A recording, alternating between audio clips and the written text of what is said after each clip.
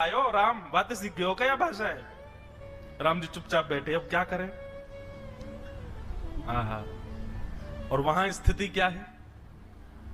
जैसे ही ठाकुर जी पहुंचे साकेत, अब वहां तो बड़े शिष्टाचार मर्यादा रहती है।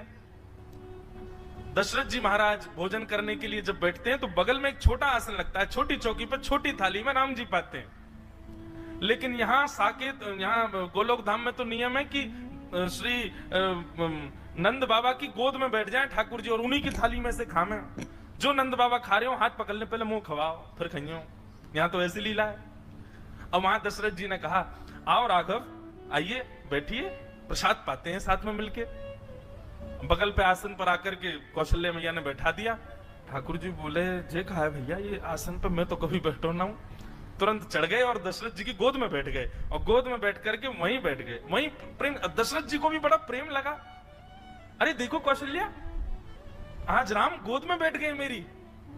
शायद इनका भाव है कि गोद में बैठ के पाएंगे। अब दशरथ जी खा रहे हैं और बीच बीच में बड़े शिष्टाचार से खवा रहे हैं ठाकुर जी को। ठाकुर जी के मुंह में उंगली जाए सो उंगली काट जाए दशरथ जी की। दशरथ जी के बोले, राघव ऐसे नहीं करते, आपने काट क्यों लिया? इतने में तो ठाकुर जी ने कड़ी ली और कड़ी लेके दशरथ जी की दाढ़ी पे लगा दी, खीर लेके माथे पे लगा दी और पूरे मुंह पे सब मक्खन आदि पोत करके और अपनी जीभ निकाल के उनके गाल चाट गए।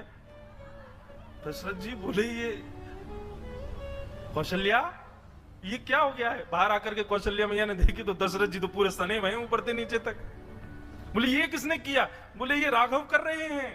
ये कहां से सीख करके आ गए हैं ये सब? बोले, अरे आज वहां गई थी ना मैं, गोलोक धाम, वहां यशोदा का बेटा बड़ा नटखट है, कहीं उससे तो नहीं सीख लिया। लेकिन फिर